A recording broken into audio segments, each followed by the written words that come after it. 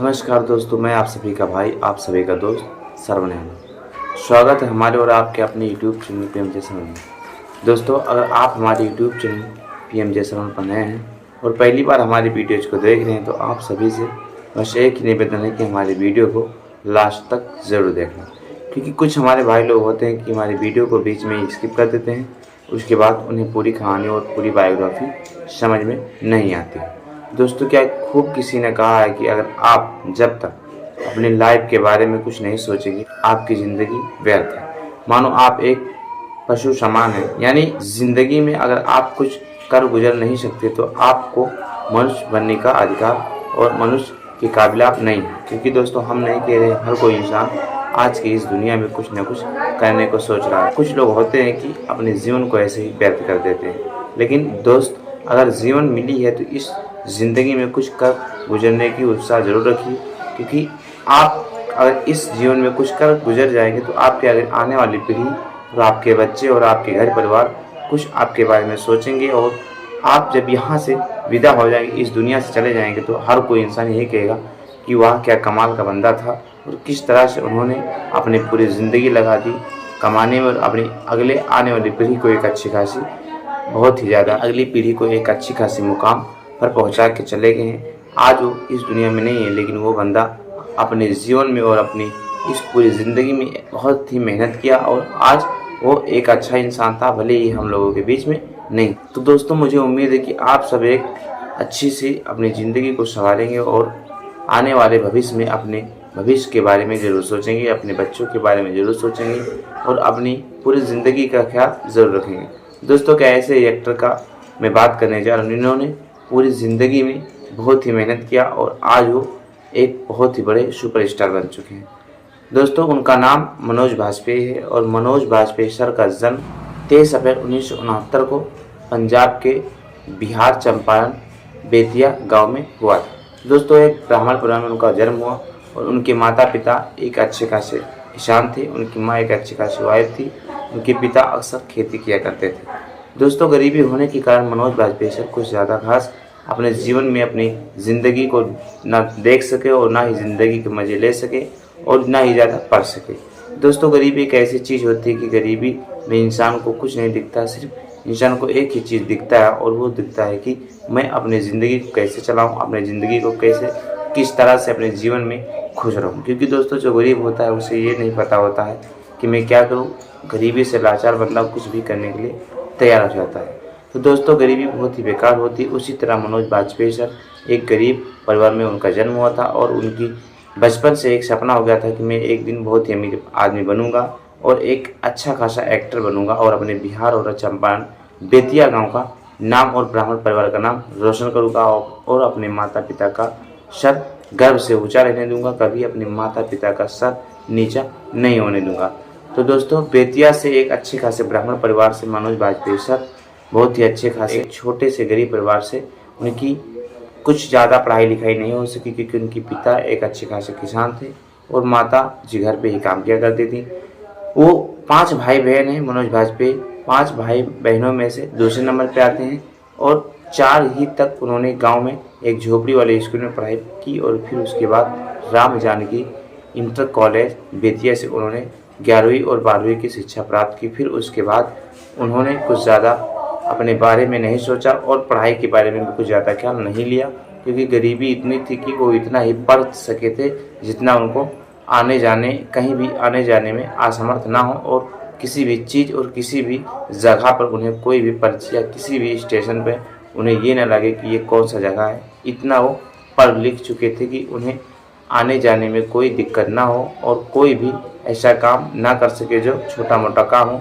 वो थोड़ा बहुत पढ़ चुके थे, यानी 12वीं पास हो चुके थे और उनके पिताजी बहुत ही गरीब थे, इसलिए वो बीच में पढ़ाई छोड़ देते हैं और अपने पिताजी के साथ अक्सर खेतों में काम करने लगते थे। क्योंकि गरीब का बेटा गरीब था, इसलिए वो खेतों में काम किया करते थे मनोज बाजपेयी सर। उसके बाद वो अक्सर खेल कूद में ज़्यादा ध्यान देते थे और नटखट बहुत थे। बचपन से वो बहुत ही शरारती थे। उनके पिता और माता बहुत ज़्यादा उनसे परेशान रहते थे और उनके अच्छे खासे दोस्त भी गाँव में थे। उसके बाद उनके एक दोस्त ने उन्हें सलाह दिया कि क्यों ना हम लोग दिल्ली चले और वहाँ चलकर हम लोग पैसा कमाते हैं। उसके बाद मनोज बाजपेयी से अपने पिताजी से कहते हैं, बाबूजी मैं दिल्ली जा रहा हूँ और मैं अपने कुछ घर परिवार के बारे में सोच कर दिल्ली जा रहा हूँ। आप मुझे आशीर्वाद दीजिए और मैं दिल्ली जाकर कुछ पैसे कमाऊँगा और जिससे घर की खर्चे चल सके और घर की कुछ स्थिति सुधर सके। उसके बाद मनोज वाजपेयी सर दिल्ली अपने दोस्त के साथ चले जाते हैं और अपने पिताजी से पैसे मांगते हैं, बट उनके पिताजी के पास इतना पैसा नहीं होता है कि उन्हें उस शहर भेज सके, इतना पैसा नहीं होता। फिर उसके बाद मनोज वाजपेयी सर और उसके दोस्त, जो भी उनके दोस्त होते हैं गांव के 2-4 लोग, उन्हीं के साथ में वो ट्रेन, बिहार से ट्रेन पकड़ते हैं दिल्ली के लिए। और उसके बाद उनके पास इतना पैसा नहीं होता कि वो दिल्ली तक एक अच्छे खासे कोच वाले डिब्बे में, एक एसी वाले डिब्बे में बैठकर एक साधारण सी जगह पर जहां शांति का माहौल हो, वहां वो पहुंचकर अच्छे से यात्रा कर सके। उनके पास इतना पैसा नहीं था। उसके बाद कुछ दोस्तों ने उन्हें सलाह दी कि कोई बात नहीं, मैं हूँ तो मेरे घर का है और मेरा तू सबसे अच्छा दोस्त है, मैं तेरा साथ दूंगा। उसके बाद कुछ दोस्तों ने उन्हें अपनी बगल सीट पे बिठाया और जब टीटी का आने का समय हो गया तो उनके दोस्तों ने उन्हें भगा दिया कि तुम इधर उधर घूमते रहो, तुम्हारे पास टिकट नहीं है, और जब टीटी चला जाएगा तो फिर से आकर सीट पर बैठ जाना। इस तरह से मनोज वाजपेयी सर पूरी रात उस कंपाउंड और उस इंटरसिटी और उस ट्रेन की डिब्बी में चलते रहे। जब अलीगढ़ तक ट्रेन निकल गई तब उनकी जान में जान आई, क्योंकि अलीगढ़ के बाद टीटी नहीं आया। उसके बाद वो साधारण से दिल्ली पहुंच गए। उसके बाद 2-4-10 दिन अपने दोस्तों के साथ रेस्ट लिया और फिर उन्होंने काम करना शुरू कर दिया। बहुत सी कंपनियों में उन्होंने काम किया, बहुत सी फैक्ट्रियों में काम किया, लेकिन उनका मन नहीं लगा। उनका एक ही सपना था कि मैं दिल्ली आकर कुछ अच्छा खासा नाटक करूं और अच्छे खासे नाट्य विद्यालय में, यानी नाटक जहां सिखाया जाता है बच्चों को, वहां पर उन्होंने कुछ पैसे कमाकर अच्छी खासी शिक्षा सीखने लगे।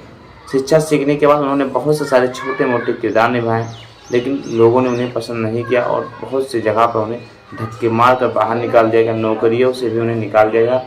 लेकिन मनोज वाजपेयी सर बिहार के एक अच्छे खासे लाल थे और बिहार के लड़के में इतनी मनोकामना थी कि वो एक्टर ज़रूर बनेगा, और मनोज वाजपेयी सर इस सपने को साकार करते रहे और छोटे मोटे किरदार जो भी उनके सामने आया वो करते चले गए। फिर उसके बाद बैक टू बैक उनकी अच्छी खासी पहचान होने लगी और फिर दिल्ली से कुछ छोटा मोटा कॉलेज से नाटक का शिक्षा प्राप्त करके सीधा मुंबई चले आते हैं। मुंबई आने के बाद वो फिर वही काम करने लगते हैं, लोगों से पैसे लेते हैं, थोड़ा बहुत उधार लेते हैं, कर्जा लेते हैं, थोड़ा बहुत ऐसे ही पैसा इकट्ठा करके छोटा मोटा रूम लेते हैं और दोस्तों का पैसा किसी तरह कमाकर वापस कर देते हैं। लेकिन दोस्तों ने उनका बहुत ही साथ दिया। उसके बाद उन्होंने छोटे मोटे किरदार से बहुत बड़ी बड़ी फिल्में करने लगे। उसके बाद उन्हें अच्छी खासी ऑडिशन आने का मौका मिलने लगा और डायरेक्टर प्रोड्यूसर उन्हें अच्छी खासी रोल प्ले करने लगे।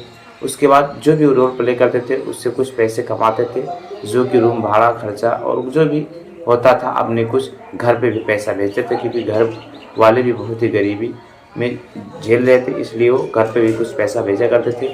और इसी तरह उन्होंने लंबी यात्रा गरीबी से झेल कर एक बहुत बड़ी सपने साकार किए, जो कि इंडस्ट्री में आकर उन्होंने एक अच्छी खासी तालका मचा दिया और बहुत ही ज़्यादा फिल्मों में उन्होंने काम किया। गैंग ऑफ वासेपुर एक ऐसी सीरियल और ऐसी मनोरंजन टीवी बन चुकी है कि युवा के दिलों की धड़कनों पे गैंग ऑफ वासेपुर में मनोज वाजपेयी की एक्टिंग के बदौलत मनोज वाजपेयी सर बहुत ही ज़्यादा दिलों पे राज करने लगे और धड़कन बन गए नवा युवक लड़कों की, क्योंकि उसमें इन्होंने बहुत ही ज़्यादा मेहनत किया था और बहुत ही ज़्यादा अच्छी खासी एक्टिंग की थी। इनकी शादी भी हो चुकी है और इनके 2 बच्चे हैं और इन्होंने बहुत सी सारी अपनी ज़िंदगी में काम किया, अच्छी खासा शेयर करे और आज भी ये करते आ रहे हैं। और अपने एक इंटरव्यू के जरिए बताएं कि आदमी को कभी भी घमंड नहीं करना चाहिए, अमीर हो या गरीब हो। अगर आप खाली पेट सो जाते हैं तो एक समय वो होता है कि आप जब खाली पेट सोए थे, और एक समय ये है कि आप एक अच्छी खासे लेवल के इंसान हैं। आप कभी भी गरीबी से अगर उठकर अमीर बने तो उसका गम कभी मत करिए, क्योंकि आप गरीब थे उस बारे में सोचेंगे तो आप शायद कभी घमंड नहीं करेंगे। और मेरे कहने का मतलब यही है कि आजीवन कोई भी लड़का या कोई भी लड़की हो, कोई भी A to Z हो, अपने काम में लगातार फोकस करना चाहिए, क्योंकि आज नहीं तो कल उस चीज़ का सफलता आपको ज़रूर मिलेगी। जिस तरह से मैंने अपनी ज़िंदगी में बहुत से सारे कठिनाइयों को झेला हूँ, मैं यही दुआ करता हूँ कि आने वाले जितने भी हमारे देश के भविष्य हैं उनसे मैं एक ही निवेदन करूँगा कि वो भी अपनी ज़िंदगी में कुछ ज़रूर करें और देश का नाम रोशन ज़रूर करें।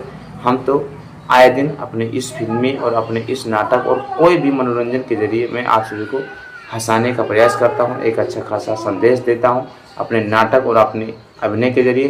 तो मैं आप सभी से बस एक ही रिक्वेस्ट करता हूं कि आप लोग हम जैसे एक्टर का सम्मान करें और आपकी बावजूद ही मैं एक्टर हूँ और आप ही हमारे भगवान हैं, आप ही ऑडिशन हैं। आप जिसको अपने नज़र से हटा देते हैं वो इंसान कभी भी सुपरस्टार नहीं बन सकता है। आप लोगों का देन है कि मैं आज गरीबी से उठकर आज इतना बड़ा अमीर बना हूँ, एक अच्छा खासा एक्टर बनूँ, तो आप लोग और पब्लिक का प्यार है।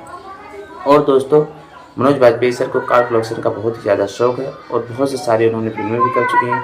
उन्होंने बहुत से सारे फिल्म और अवार्ड भी जीते हैं और उन्हें देश के अच्छे खासे वासुपुर गैंग नाटक के एक अच्छा खासा उन्हें पुरस्कार भी मिला, क्योंकि गैंग ऑफ वासुपुर बहुत ज़्यादा superhit number 1 web series India की बन चुकी थी, जिसके लिए उन्हें पुरस्कार से भी नवाजा गया है। तो दोस्तों, अगर आप मनोज बाजपेयी सर से अच्छा खासा सीखे और इस वीडियो को आपको पसंद आया तो ज़्यादा से ज़्यादा शेयर करें।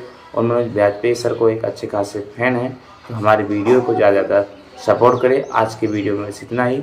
जय हिंद, जय भारत, वंदे मातरम।